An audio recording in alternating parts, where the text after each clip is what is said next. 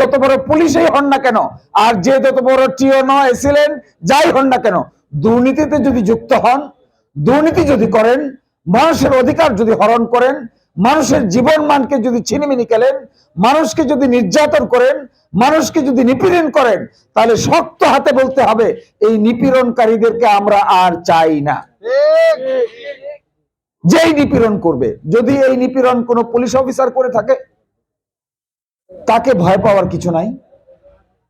এই নিপীড়ন যদি কোনো ওসি সাহেব করে থাকেন, তাকেও ভয় পাওয়ার কিছু নাই। এই নিপীড়ন যদি কোনো উপজেলা নির্বাহী অফিসার করে থাকেন, তাকেও ভয় পাওয়ার কিছু নাই। এই নিপীড়ন যদি সাব রেজিস্ট্রার অফিস করে থাকে, তাকেও ভয় পাওয়ার কিছু নাই। আজকে সারাদিনে এই কথা বারবার বলছি, সাব রেজিস্ট্রার অফিসে দলিল রেজিস্ট্রি করতে গেলে কিছু টাকা দিতে হয় সরকারকে, আর বাকি টাকা দিতে হয় কাকে?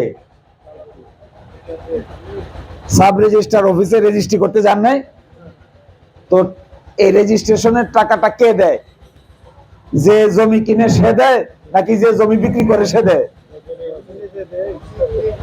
কারণ এটা যন্ত্রণাটা যাই লোক।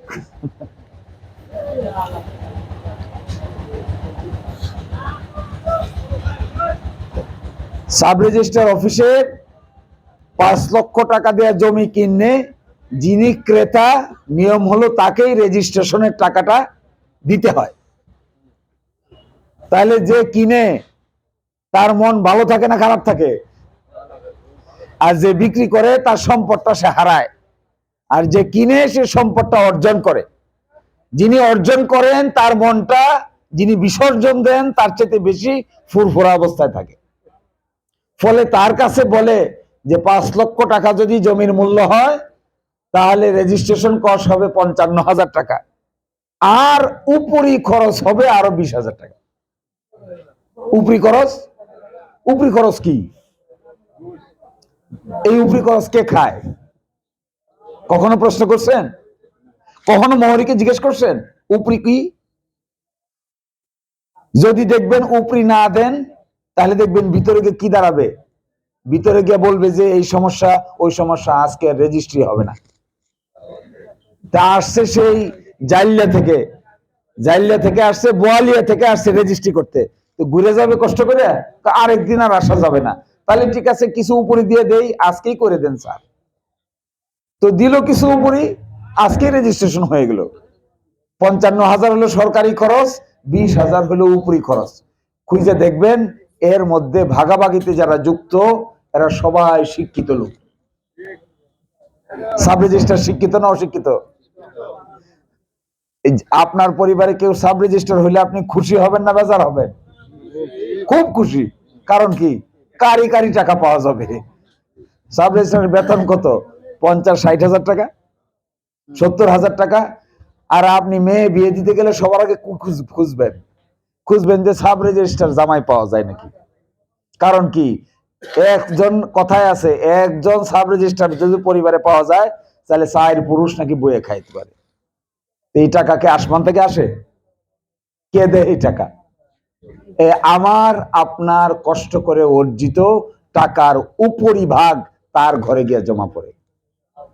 এই যে সারাদিন রাত কষ্ট করে মেহনতি মানুষের মতো সকালে, সেই সকালবেলা গেছেন শীতের সকালে ধান রুইতে, এই ধান রোয়ার পরে সারাদিন কষ্ট করে দুপুরে একটু খাইছেন, সন্ধ্যা পর্যন্ত ধান রুইছেন। এই ধান কবে পাকবে? বৈশাখ মাস আসবে, 20 মণ ধান হবে, বিক্রি করবেন, তার থেকে 5,000 টাকা ইনকাম করবেন। ওই 5,000 3,000 চলে যাবে সাব রেজিস্ট্রারের পকেটে রেজিস্ট্রি করার সময়। আর আরো ডেঞ্জারাস, যাকে মনে করে পছন্দ হয় না তারে জোর করে মামলায় ঢোকায়। দেখছেন এগুলা? আপনারা সাক্ষী আছেন এগুলা? পছন্দ হয় না, বিপক্ষে বললে কয় কি যে আমি এই কয়দিন থেকে এখানে এগুলো দেখতেছি, জোর করে একটা ধর্ষণ মামলার আসামি বানায় উপযুক্ত শিক্ষা দেয়, শিক্ষা দেয়া তারপরে এমন মামলা দেয়, মামলা দিলে পরে যিনি মামলা দিচ্ছেন তার হাতে পায়ে ধরলে আবার সালিশ করলে আবার ঠিকও করে দেয়। এতে বোঝায় যে তুই যদি আমার পক্ষে না থাকস, তাহলে তোর জীবনেও এরকম মামলায় পড়ে জীবন যাবে। এই যে অন্যায়, এই যে অত্যাচার, এই যে কুশাসন, এই যে মানুষের অসম্মান, এই যে মানুষের প্রতি নির্যাতন, এই যে নিপীড়ন, মানুষকে অসম্মান, অশ্রদ্ধা, অমর্যাদা, বিচ্ছিন্ন করে ফেলা, একজন স্কুল মাস্টারের সম্মান থাকে না, একজন ছাত্রের সম্মান থাকে না, একজন মসজিদের ইমামের সম্মান থাকে না, একজন সমাজের গুরুত্বপূর্ণ লোকের গুরুত্বপূর্ণ সম্মান থাকে না। তার সামনে এসে দাঁড়ায় কে কোন রাজনীতি করলো আর কে কোন রাজনীতি করলো না, এর উপর ভিত্তি করে আত্মসম্মান পর্যন্ত বিক্রি করে দেয়।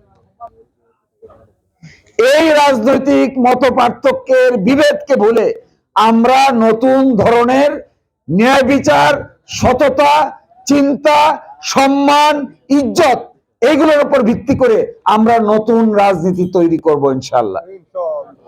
আপনারা আমাদেরকে শুধু সাইলেন্ট থাকবেন না, চুপ করে বসে থাকবেন না, নিজের অধিকার সম্পর্কে জানেন, নিজের কি প্রাপ্তি আছে এটা বুঝেন। এই যে আপনি একটা মানুষ, আপনি একজন শিক্ষিত জন, আপনি একজন সজ্জন, আপনার অধিকার আছে, এই রাষ্ট্রের কাছে আপনার চাওয়ার আছে, এই অফিস আপনাকে দিতে হবে, এই টিওনো অফিস আপনার অধিকার মিটাইতে হবে, এই ওসি আপনার অধিকার মিটাইতে হবে। এটা হুজুর না, এটা রাজা বাদশাদের জমানা না, এটা গণতান্ত্রিক দেশ। যদি রাজা বাদশাদের জমানা হইতেন তাহলে গিয়ে হুজুর হুজুর করতেন। এখন কাকে হুজুর হুজুর করে? কেন হুজুর হুজুর করে? কে আপনার হুজুর? কে আপনার রিজিক দাতা? এই টিওনো রিজিক দাতা, এই ওসি রিজিক দাতা, এই এমপি রিজিক দাতা? তাহলে রিজিক দাতা কে?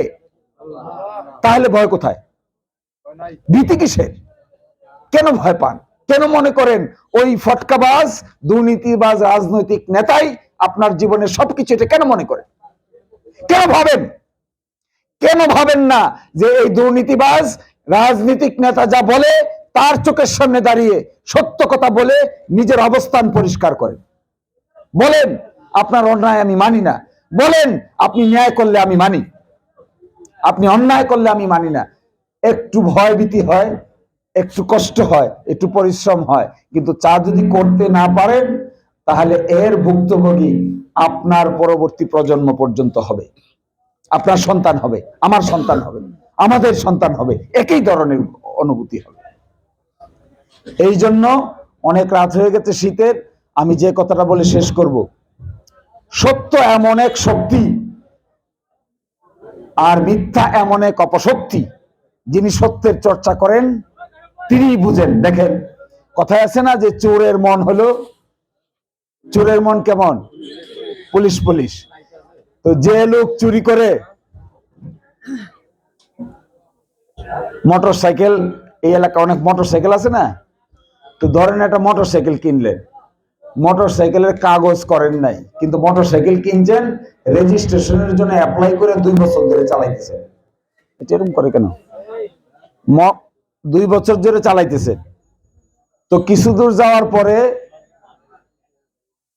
থানা পয়েন্টের এখানে গিয়া পুলিশ মোটরসাইকেল চেক করতেছে। তো প্রথম একটারে চেক করছে, আপনি একটু দূর থেকে দেখছেন যে মোটরসাইকেল তো ধরাধরি শুরু হয়েছে। প্রথমটাকে যখন ধরছে, কাগজপত্র চেক করতেছে, আর আপনি পিছনে দাঁড়ায় আছেন, আপনার মাথাতে ঘাম পড়তেছে। কেন ঘাম পড়ে? কারণ আপনার মোটরসাইকেলের রেজিস্ট্রেশন নাই, এই ভয়ে। যদি আপনার মোটরসাইকেলের রেজিস্ট্রেশন থাকে তাহলে পুলিশ কেন, আর্মি কেন 5 বার চেক করলেও কি আপনার আমার ভয় পাওয়ার কথা? এটাকে বলে চোরের মন, এটাকেই বলে চোরের মন, পুলিশ পুলিশ। তো নাই, আমার কাগজ নাই, অন্যায় করেছি, পিএসসি টাকা মেরেছি, জলমহল করে দখল করেছি, অন্যের জমি দখল করছি, অন্যকে মামলায় ফাঁসাইছি। এই ধরনের লোক উপরে যত শক্তিশালী দেখাক না কেন, ভিতরে ভিতরে দুর্বলতায় ভোগে। কখন কে দেখে ফেলে? চুরি কি আজকালকার দিনে চুরি লুকায় করা সম্ভব? আর সম্ভব না, সেই দিন আর নাই। জেনে যাবে, সাংবাদিক জেনে যাবে, ফেসবুকে জেনে যাবে, ভিডিওতে জেনে যাবে, রেকর্ড করে ফেলবে, কোথাও না কোথাও লিখিত থাকবে। যে ঘুষ দিছে সে এসে সাক্ষী দিয়ে বলবে যে আমি দিছি। আমরা আপনাদের সামনে, মুরব্বিয়ানে কেরাম এবং বন্ধুগণ, আমরা আপনাদের সামনে এসেছি কষ্ট করে, যে এই পরিবেশের পরিবর্তন আমরা ঘটাইতে চাই।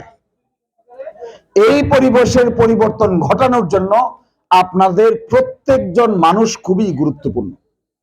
প্রতিটা মানুষ গুরুত্বপূর্ণ, প্রতিটা মানুষের ব্যক্তিগত চিন্তা চেতনা গুরুত্বপূর্ণ, প্রতিটা মানুষের ইজ্জত গুরুত্বপূর্ণ, প্রতিটা মানুষের মর্যাদা গুরুত্বপূর্ণ, প্রতিটা মানুষের ব্যক্তি স্বাতন্ত্র্য বোধ গুরুত্বপূর্ণ।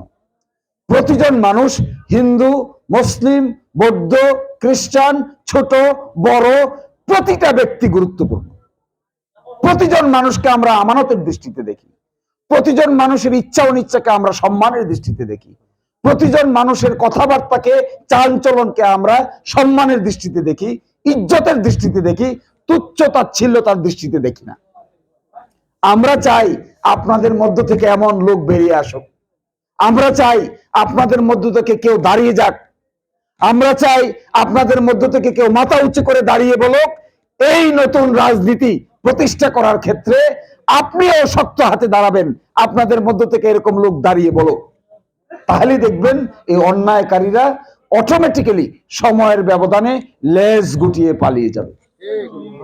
কিন্তু দাঁড়াতে হবে তো ভাই, বলতে তো হবে নিজের কথা, অসত্যের বিরুদ্ধে দাঁড়াতে তো হবে, মিথ্যা অপবাদ থেকে ভুলে যেতে হবে, মিথ্যাকে দূরীভূত করার জন্য আমাকে আপনাকে শক্ত হাতে দাঁড়াতে হবে। এই শক্ত নিয়ত করে এটা কেন আসলাম, রেজাউল বলেছে কেন আমার মতো লোকের রাজনীতিতে আসা উচিত, কেন এই পচা রাজনীতিতে কি জন্য আসা উচিত? আমার না বাড়ির দরকার আছে, না আমার গাড়ির দরকার আছে, না আমার টাকার দরকার আছে, না আমার কোনো ইজ্জতের দরকার আছে, না আমার হাম্বিতাম্বি করার দরকার আছে, কিন্তু একটা দরকার আছে, এটা মনে মনে ভাবি কি দরকার। আমি এই ছোটবেলা থেকে মানুষ হয়েছি, আমি ক্ষেতের আইলে আইলে ঘুরেছি, আমি এই সমাজের কান্দায় ক্ষেতের আইলে এবং বৈশাখ মাসে তখনকার দিনে ধান মারাই করা হতো ঘুরে ঘুরে, মেশিন ছিল না, এই ঘুরে ঘুরে ধান মারাই করা আমি দেখেছি। আমি দেখেছি এখানকার মানুষকে কিভাবে ধোকা দেওয়া হয়, আমি এটাও দেখেছি এখানকার মানুষকে সরকারি টাকা ভাগাভাগি করে তাদের ভাগ্য মানুষের ভাগ্য করার পরিবর্তে কিভাবে নিজের ভাগ্য করা হয়। এইগুলো দেখে আমার কাছে মনে হয়েছে এই সমাজের কাছে আমার এক ঋণ বোধ আছে, আমি ঋণী, কারণ এরা আমাকে সম্মান দিয়েছে, ওরা আমাকে ইজ্জত দিয়েছে, ওরা আমাকে সমাজে প্রতিষ্ঠিত করেছে, ওরা আমাকে দেশ থেকে দেশের বাইরে পৃথিবীর আনাচে কানাচে পরিচিত করিয়েছে। এদের প্রতি আমার দায় আছে, ঋণ আছে, পরিশোধ করতে হবে।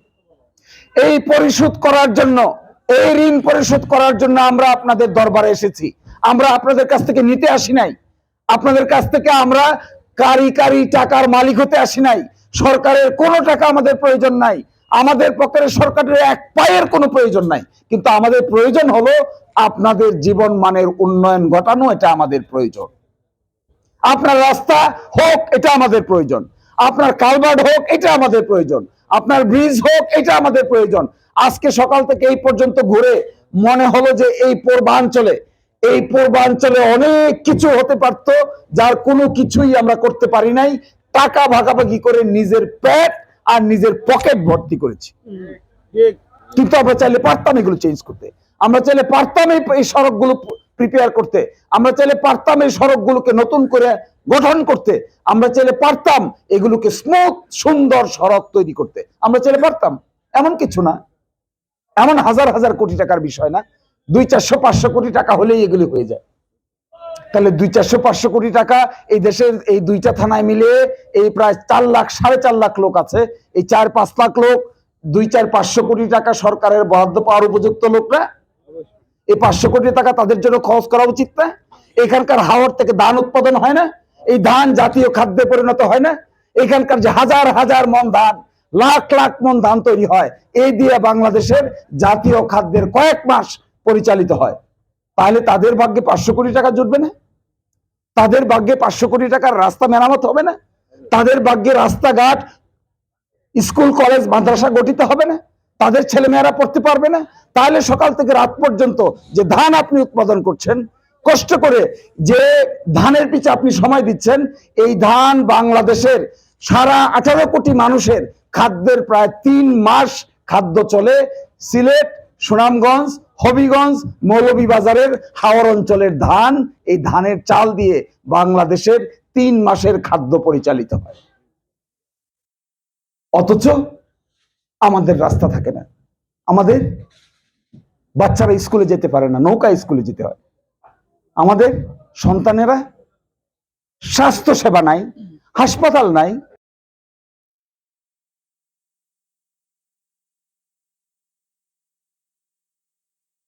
ডাক্তার নাই, কনসালটেন্ট নাই। তাহলে আছে কি? এই ধান কাকে দিচ্ছি? কাকে উৎপাদন করে দিচ্ছি? এই ধান কার গায়ে যাচ্ছে? এই ধান কোথায় যাচ্ছে? জাতীয় এই উৎপাদন। গরমের দিন আসলে অর্ধেক দিনেই বিদ্যুৎ থাকে না।